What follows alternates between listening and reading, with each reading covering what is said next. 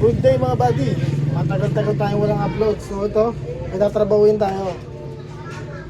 Gaming laptop. Ito. Tatrabahuin natin ngayon, gaming laptop. Pwede to. So ano lang to? Cleaning lang to.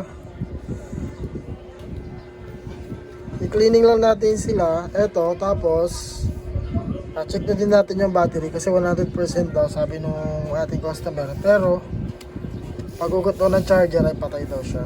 100% naman daw yung battery. So check na din natin yan. Okay.